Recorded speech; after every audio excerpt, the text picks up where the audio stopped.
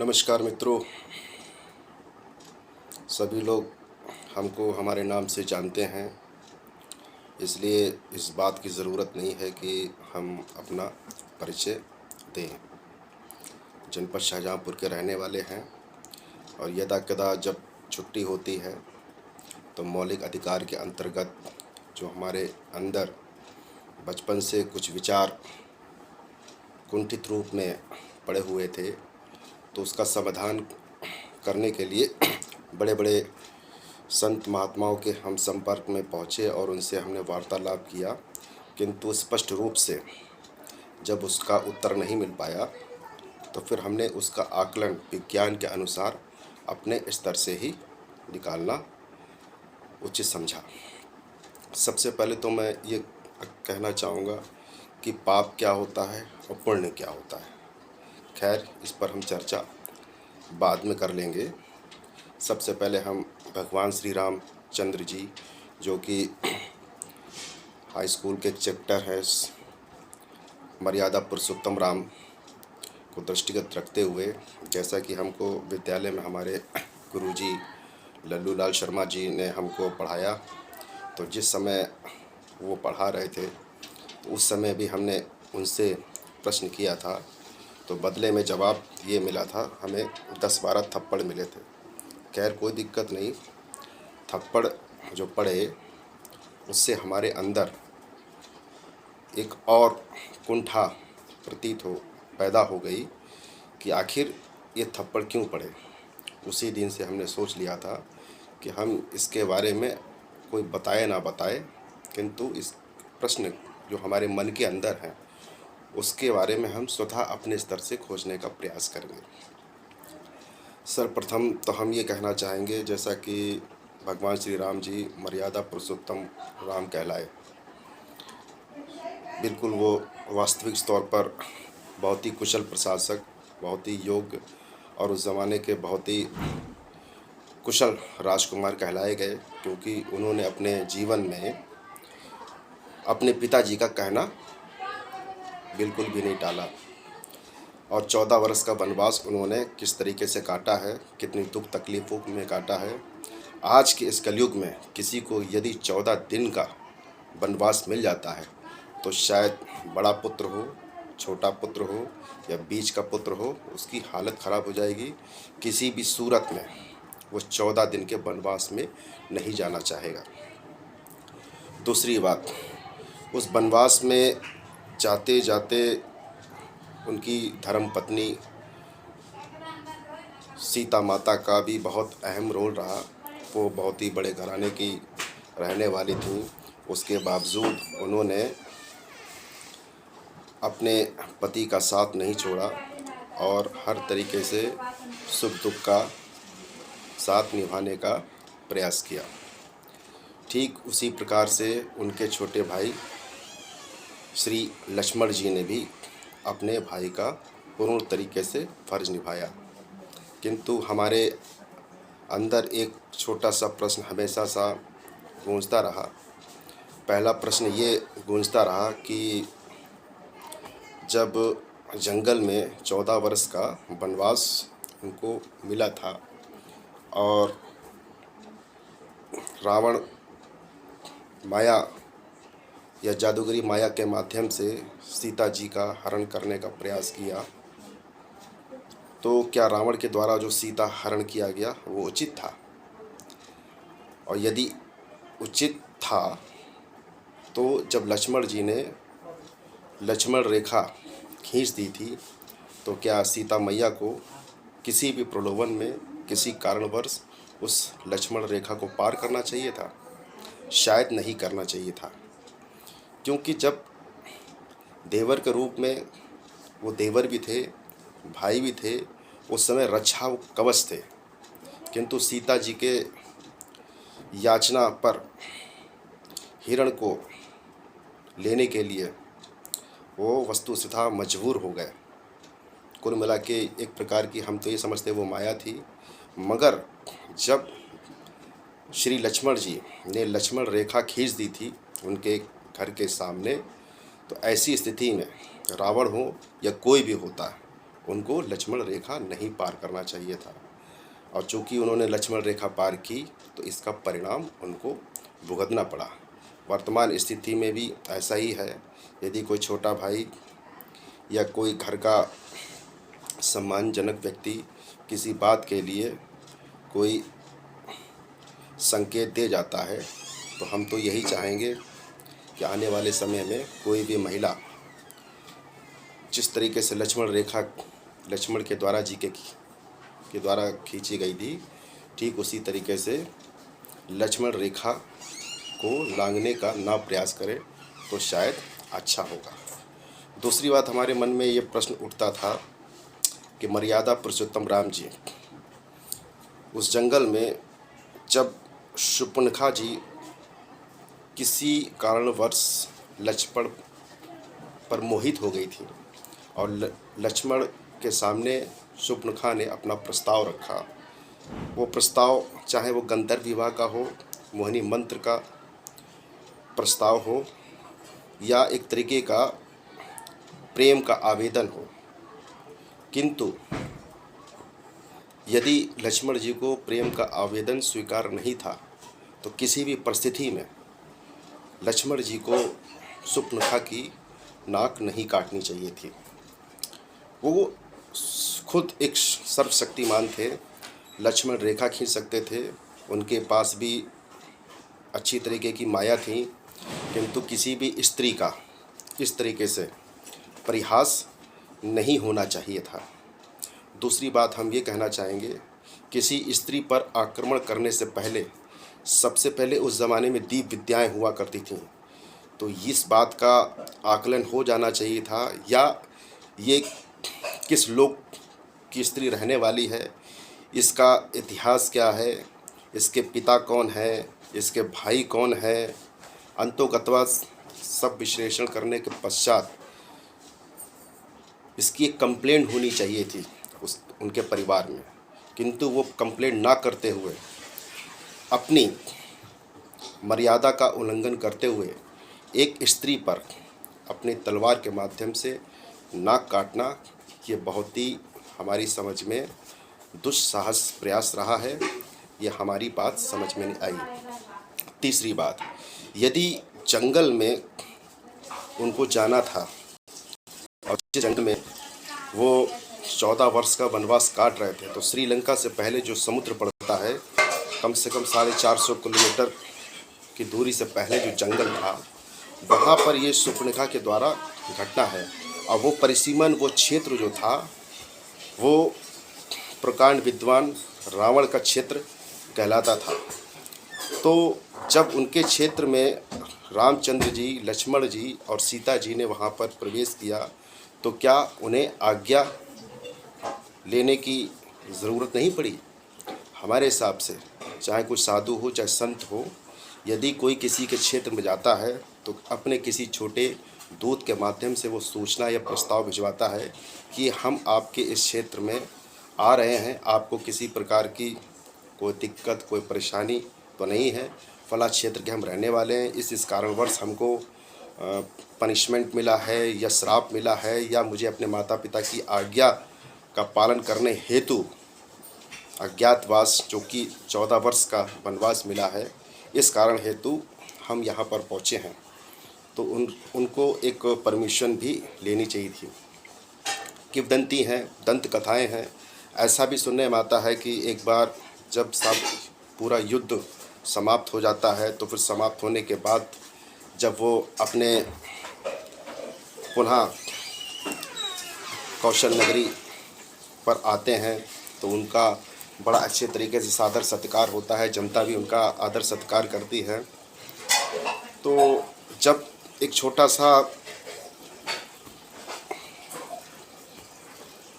Point इसमें है कि जब माता सीता जी अपना श्रृंगार कर रही थीं, तो माता सीता जब श्रृंगार कर रही थीं तो जीव जंतु जो भी होते हैं वो किसी भी पेड़ पर बैठ सकते हैं, विचरण कर सकते हैं और अपनी सूचनाओं को आदान प्रदान, अपने समूह में आदान प्रदान करने के लिए किसी भी पेड़ पर बैठ सकते हैं। अचानक जब सीता मैया की नज़र पड़ती है और उन्हें लगता है कि किसी जीव ने, ख़ास तौर से कौवे ने उनको देख लिया है। तो इस पर सीता मैया अपने आप में शंका की दृष्टि के लिए महसूस होती हैं कि एक कौवे ने, या नहीं, कौवे को जो राजा है उसने देख लिया है। और कौन सी अवस्था में देख लिया है? शायद वो श्रृंगार कर रही थी, श्रृंगार की अवस्था में ही देखा था, किसी और अवस्था में नहीं देखा था। और उन्होंने भगवान श्री रामचंद्र जी से शिकायत कर दी कि मैं जब श्रृंगार कर रही थी तो फला वंश के कौवे राजा ने हमको देख लिया। किंतु स्त्री ने इस तरीके से उस बात को रिप्रेजेंट किया अपने पति के सामने कि भगवान राम, राजकुमार राम जी को अत्यधिक क्रोध आ गया और उस क्रोधवश उन्होंने ऐसा तीर चलाया कि वो उस कौवे की आँख पे जाकर लगा। हालांकि याचना हेतु वो कौवा बहुत से लोगों के पास गया कि हमको क्षमा कर दीजिए, हमने सीता मैया को नहीं देखा, ये सीता मैया का एक छोटा सा शंका की भावना है, हम तो ये भी नहीं जानते हैं कि हम किस रुख में बैठे हुए थे, हम तो सिर्फ अपनी प्रजा को एक संदेश देने हेतु एक पेड़ पर बैठ गए थे और जब प्यास लगी थी तो पानी पीने हेतु थोड़ा सस्ताने के लिए बैठ गए थे। उसके बाद फिर मैं वहाँ से तुरंत निकल गया। किंतु उसकी बात को किसी भी देवी देवताओं ने नहीं सुना। अंतोगत्वा उस कौवे के एक आँख में तीर लगा। आज भी कौवा इस कलयुग में जन्मजात प्रमाण है कि वो काना होता है। आखिर क्यों?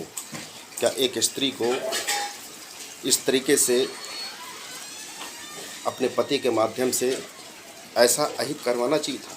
सज़ा देने के कई रास्ते थे, सज़ा दी जा सकती थी, किंतु समय है। स्त्री तो स्त्री है, स्त्री के छल को, स्त्री के ज्ञान को, स्त्री के विश्लेषण को, स्त्री की ममता को, स्त्री की आराधना को, स्त्री की साधना को, स्त्री की माया को, स्त्री की काया को, स्त्री के क्रोध को, स्त्री के छल को शायद कोई नहीं समझ पाया। अब मैं पाप और पुण्य की श्रेणी पर आना चाहूँगा। ये बातें सब मैंने इसलिए कही थी ताकि एक छोटा सा विश्लेषण निकाला जा सके। इस कलयुग में अगर सही माने में किसी से पूछा जाए तो पाप क्या है, पाप के बारे में क्या कोई बताना चाहेगा? मेरा खुद का व्यक्तिगत विश्लेषण है।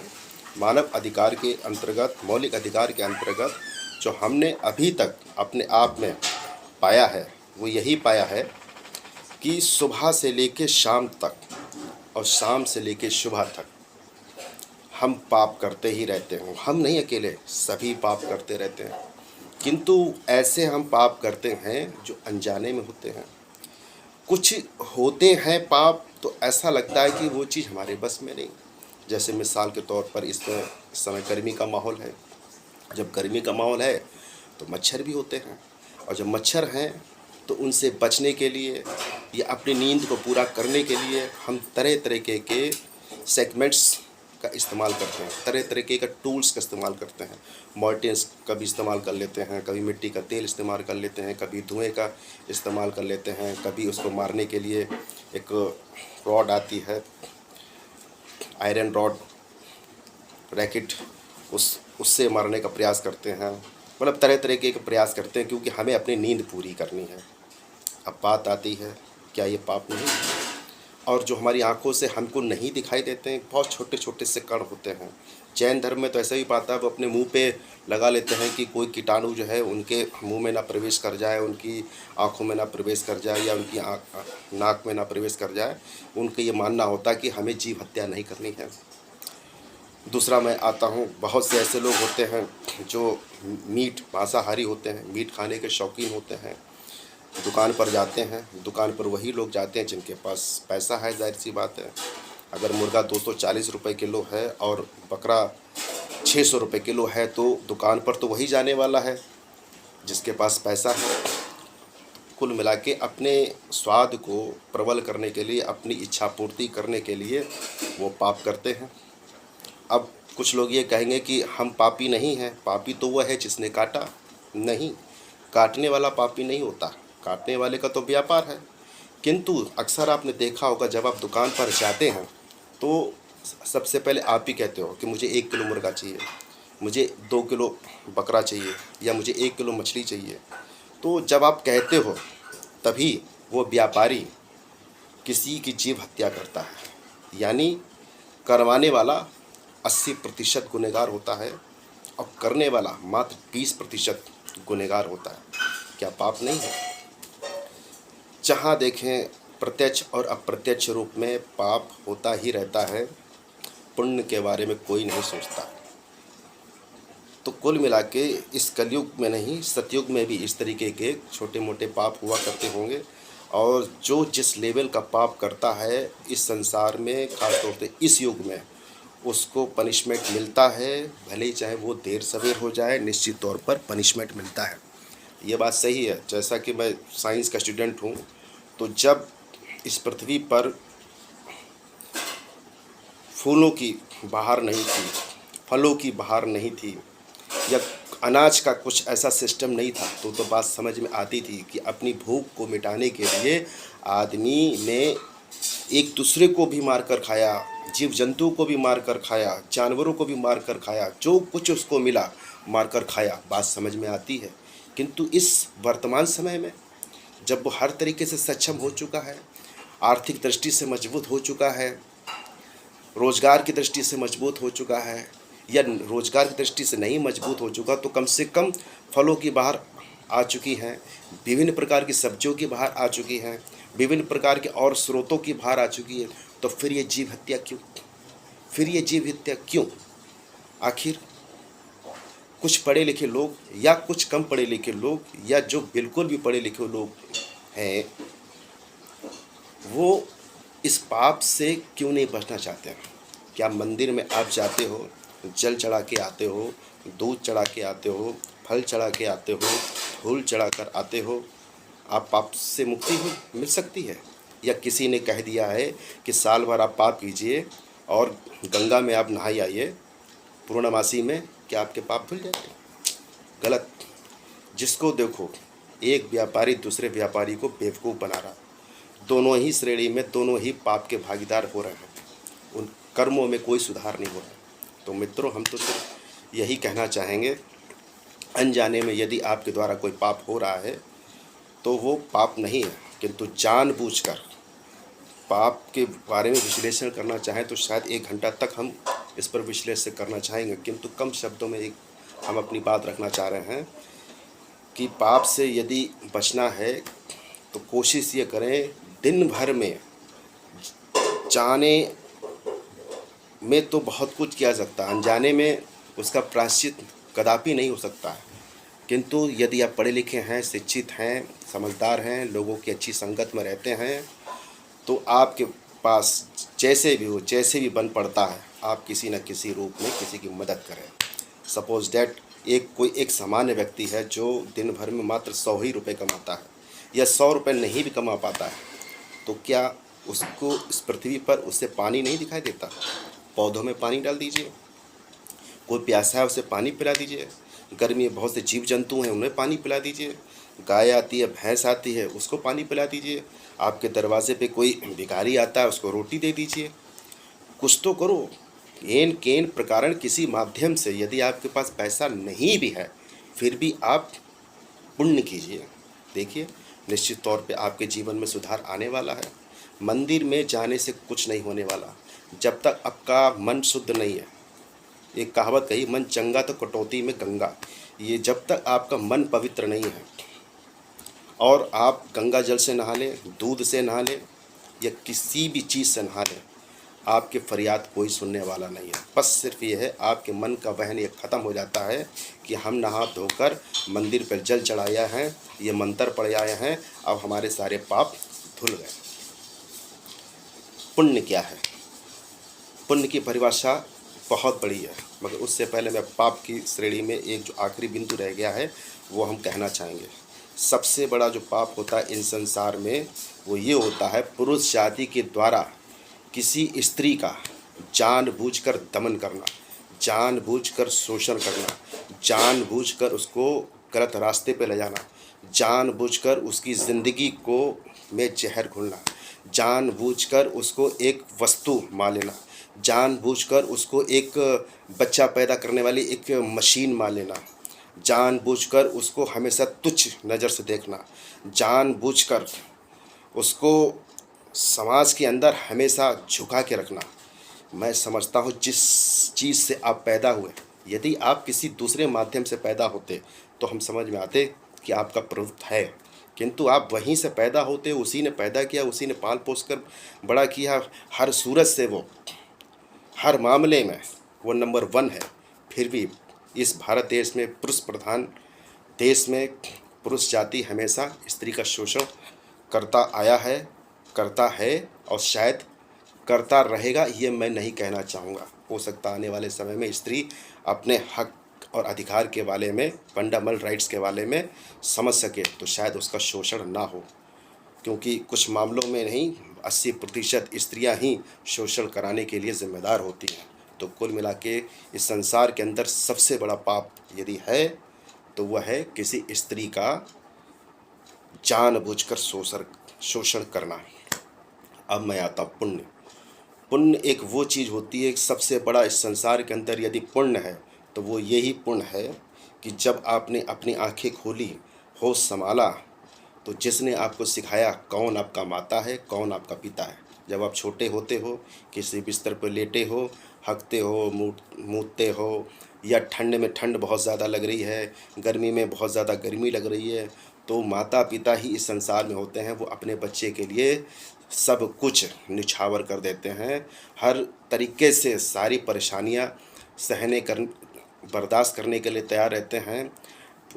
अपनी दुनिया में अपनी खुशियों को त्यागते हुए अपने बच्चों को की तरक्की के लिए हर परेशानी से गुजरने के लिए तैयार रहते हैं। माँ तो सिर्फ 9 महीने गर्भ में संतान को पालती है, किंतु पिता जो होता है वो ज़िंदगी भर इसी गफलत और इसी संशय में रहता है कि उसकी जो औलादें हैं वो ज़िंदगी भर कैसे खाएंगी, कैसे पिएंगी, कैसे अपना जीवन यापन करेंगी। उसी स्थिति में जब पुण्य की परिभाषा की बात मेरे अनुसार, वही बच्चे जब अपने माता पिता के निर्देशों का पालन नहीं करते, माता पिता के सपनों को भले वो पूरा ना कर पाएँ, किंतु माता पिता ना समझकर सिर्फ आर्थिक दृष्टि से ही सोचते हैं कि इन्होंने हमारे लिए किया क्या है। यदि वो हमारे लिए कुछ करते हैं, यदि हमारे लिए कोई संपत्ति छोड़ जाते हैं, तब तो वो कुछ हद तक उनकी बात सुनने के लिए तैयार हैं। यदि वो संपत्ति नहीं छोड़ते हैं, धन नहीं छोड़ते हैं, तो वो उसको अपना मात्र एक नौकर समझते हैं। और जिस दिन से वो अपने माता पिता को, दादा दादी को, नाना नानी को नौकर समझने लगते हैं, तो ये मान के चलिए वो जानबूझकर वो भी पाप के भागी हैं। तो मित्रों, हम कम शब्दों में एक ही बात कहना चाहेंगे, यदि पुण्य कमाना है तो जब तक आपके माता पिता इस संसार में हैं, उनकी जैसे भी हो, तन मन धन हो या ना हो, किंतु उनकी आज्ञा की कभी अवहेलना ना करना। निश्चित तौर पर हमारा खुद का व्यक्तिगत तजुर्बा है, आप निश्चित तौर पर सफल होंगे। और जो अपने माता पिता की सेवा कर लेता है उसमें दुआएं मिलती हैं, उन दुआओं से आप पुण्य की श्रेणी में जा सकते हैं। धन्यवाद। इसी के साथ हम अपने शब्दों पर विराम लगाना चाहेंगे, क्योंकि ये मेरे खुद के व्यक्तिगत विचार हैं। हो सकता हो इसमें हम उतना अच्छा एक्सप्लेन ना कर पाए हों। हमसे बड़े बड़े अच्छे विद्वान पढ़े हुए हैं पाप पुण्य की परिभाषा देने के लिए, किंतु हमारा जो खुद का नज़रिया है, वृक्ष कबू न फल पके, नदी न सींचे नीर, परमारथ के कारणे साधुन धरा सरी, परहित सरसी धर्म नाही, पर पीड़ा सम नाही भाई। ये तुलसीदास का एक छोटा सा दोहा है। इस पर अगर ये विचार करते हैं, और इस पर बहुत से लोग रिसर्च भी कर रहे हैं, कुल मिला के जैसे भी हो, जिस लेवल से हो, यदि आप जानबूझकर पाप के भागीदार बन रहे हैं तो निश्चित तौर पर आपको समस्याएं आने वाली हैं। और वो समस्याएं ऐसे आएंगी, आपको पता नहीं चलेगा। आपके अकाउंट में करोड़ों रुपए होगा, आपके घर के अंदर लाखों रुपए का सोना होगा, किंतु वो पाप जो है आपके शरीर में एक बीमारी के रूप में आएगा।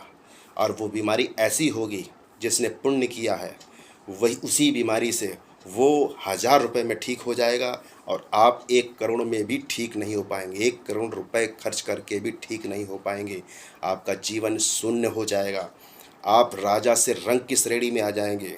पैसा आपके पास होगा किंतु आपके पास सुकून नहीं होगा। और वही जिस व्यक्ति ने पुण्य किया है वो कम पैसे होने के बावजूद सुकून में रहेगा और हर क्षेत्र में पूर्ण रूप से भले वो सफलता ना प्राप्त कर सके किंतु वो मन से, तन से और कम आर्थिक दृष्टि से भी वो खुश रहेगा, खुश दिखेगा। यही शायद पाप और पुण्य की परिभाषा है। धन्यवाद मित्रों। अगली बार कुछ मुझे नया कोई ज्ञान की प्राप्ति होती है तो हम नई एक वीडियो क्लिप लेकर आएंगे। उम्मीद है आपको हमारे विचार पसंद आए। धन्यवाद।